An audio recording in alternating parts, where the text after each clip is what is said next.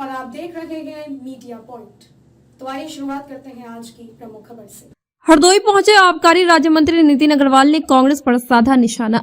नितिन अग्रवाल ने कहा, कांग्रेस के घोटालों आदि के साम्राज्य को जनता भूल ही नहीं है। राहुल कितनी यात्रा कर ले, उनका राजनीतिक भविष्य सफल नहीं होगा। ओवैसी के बयान पर नितिन अग्रवाल ने कहा, ओवैसी जैसे नेताओं को राजनीति में जगह नहीं मिलनी चाहिए। हरदोई के नगर पालिका में आयोजित एक कार्यक्रम में पहुंचे आबकारी राज्य मंत्री नितिन अग्रवाल ने राहुल गांधी के उस बयान पर टिप्पणी देते हुए कहा, जिसमें राहुल ने कहा है कि उनकी टी शर्ट भाजपा को दिखती है लेकिन गरीब बच्चों के कपड़े नहीं दिखते हैं। नितिन अग्रवाल ने कहा कि राहुल बयान देने से पहले जनता को बताए, तेजल की सरकार थी, एक बेटी की निर्मम हत्या की गई थी, वह विदेश में थे, उनके क्या कहना है। उन्होंने कहा कि बयान देते हैं जिम्मेदारी भरा बयान देना चाहिए। सभी निरंतर विकास कर रहे हैं और विकास की योजनाओं को जरूरतमंद लोगों के बीच पहुंचा रहे हैं। 90 लोगों को केंद्र सरकार योजना दे रही है, सरकार ने नहीं किया जनहितकारी योजनाएं। राहुल गांधी की सरकार भारत जोड़ो यात्रा को लेकर नितिन अग्रवाल ने कहा कि कांग्रेस का यूपी में कोई वजूद नहीं है। देश के कई महत्वपूर्ण राज्यों में भी कांग्रेसी सूनी हो गई है, उनका संगठन शून्य है। कांग्रेस का विश्वास उठ चुका है। राहुल गांधी कितनी भी यात्राएं कर ले, लेकिन उनका राजनीतिक भविष्य बनता नहीं दिख रहा है। उत्तराखंड के हल्द्वानी में गिराया जा रहा है घरों को लेकर ओवैसी के बयान पर नितिन अग्रवाल ने कहा, ओवैसी को ऐसे बयानों से बचना चाहिए। ओवैसी के बयान ही ऐसे होते हैं, हिंदू मुस्लिम करा करो अपनी राजनीति करते हैं। उन्होंने कहा कि उनका बयान घटिया और निंदनीय है। ओवैसी जैसे नेताओं को राजनीति में जगह नहीं। कांग्रेस अपनी मजबूत होकर चुनाव लड़ेगी। देखिए, कांग्रेस का कोई, मैं समझता हूँ उत्तर प्रदेश में तो कोई वजूद है ही नहीं। कांग्रेस उत्तर प्रदेश में है नहीं। और ऐसे ही अगर आप देश के अन्य प्रांतों में भी जाएं तो जो इम्पोर्टेंट स्टेट्स में कहता हूँ, महत्वपूर्ण स्टेट राजनीति की नजर में है, वहाँ कांग्रेस का संगठन शून्य है। लोगों का विश्वास कांग्रेस पार्टी के प्रति से पूरी तरीके से उठ चुका है, क्योंकि लोगों ने देखा है कि जिस कांग्रेस पार्टी जब वो सत्ता में रही है तो जिस तरीके से देश में बेईमानी, भ्रष्टाचार और घोटालों का जो साम्राज्य, जो संगठन और साम्राज्य रहा है, उसको देश की जनता नहीं भूली है। राहुल जी कितनी भी पदयात्रा क्यों ना कर लें, मैं समझता हूं कि कांग्रेस का कोई भविष्य देश की राजनीति में नहीं है। Thank you. हल्द्वानी में लगभग 4500 परिवारों का घर उजाड़ा जा रहा है। ओवैसी का कहना है कि उसमें लगभग ज्यादातर मुसलमान परिवार हैं, इसीलिए सरकार उनकी मदद नहीं कर रही है। देखिए, हमें अब इन नेताओं से और इन नेताओं के बयानों से बचना चाहिए, ओवैसी जैसे नेताओं से, जिनको केवल हिंदू मुस्लिम करा के अपने राजनीतिक फायदे को सिद्ध करना होता है। और मैं समझता हूँ ओवैसी जैसे नेताओं की कोई स्पेस भारत की राजनीति में होनी भी नहीं चाहिए। बहुत ही निंदनीय और बहुत ही घटिया किस्म का बयान जो ओवैसी ने दिया है। जहाँ तक मुझे जानकारी है, वैसे मैं इस पर कोई टिप्पणी नहीं करूँगा। माननीय उच्च न्यायालय ने, उनके उच्च न्यायालय ने कोई आदेश पारित किया है और शायद उच्चतम न्यायालय में भी ये विचाराधीन है प्रकरण। तो जब तक न्यायालय का कोई आदेश नहीं आ जाता है तब तक इस पर टिप्पणी करना उचित नहीं होगा। सर, राहुल गांधी ने एक अभी बयान दिया है जिसमें उन्होंने कहा कि बीजेपी को हमारी टी शर्ट दिखाई देती है लेकिन उन गरीब बच्चों के कपड़े नहीं दिखाई देते हैं, किसानों के गरीब बच्चों के कपड़े नहीं दिखाई देते जो नंगे हैं। राहुल जी बयान देने से पहले देश की जनता को ये बताएं, जब उनकी सरकार देश में थी और जब एक बेटी की निर्मम हत्या हुई थी, वो विदेश में घूम रहे थे, उस पे उनका क्या कहना है।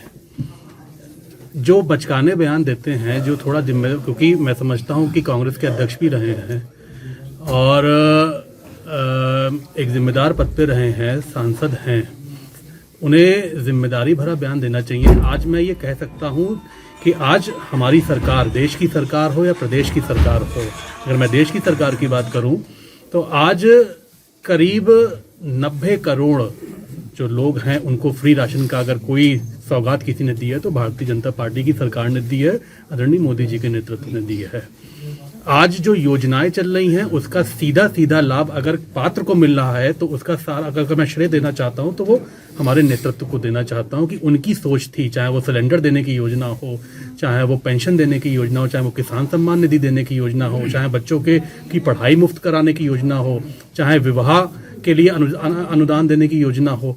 आज ये जितनी भी योजनाएं हैं वो एक प्रदेश के, देश के आर्थिक आधार पे कमजोर लोगों की मदद करने के लिए हमारी सरकार योजनाएं बनाती है और उसे लागू करती है और उनको पहुंचाने का भी काम करती है।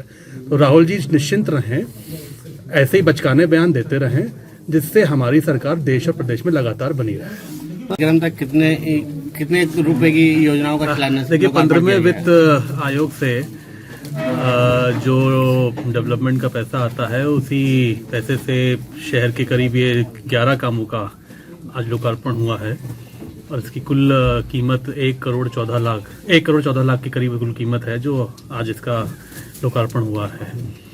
आज नगर पालिका के कार्यकाल का आखिरी दिन भी है, तो मैं सबसे पहले तो सभी को, जो भी पूरी नगर पालिका की टीम को भी मैं उनको बधाई दूंगा कि उन्होंने 5 वर्ष के पूरे कार्यकाल में, क्योंकि सब जनप्रतिनिधि हैं, जनता की अपेक्षाएं उनके प्रति होती है, वो उनको होती है, और उन्होंने उन अपेक्षाओं पे खरे उतरने का भी काम किया है और पूरी मेहनत से 5 वर्ष अपने वार्डों का विकास और साथ ही साथ जो भी वो कर सकते थे उन्होंने अपने वार्डों में करने का काम किया है। इसके लिए मैं पूरी नगर पालिका की टीम को बधाई देता हूँ।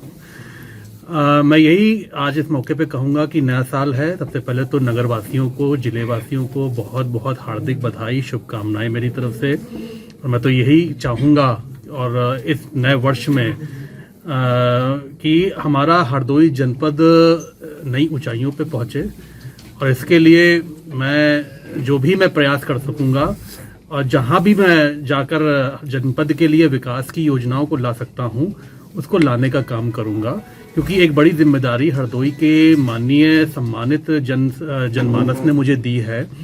और मैं तो यही कहूँगा कि जो विश्वास हरदोई के जनमानस ने मेरे प्रति, मेरे ऊपर किया है, उस विश्वास को हमेशा कायम रखूँगा।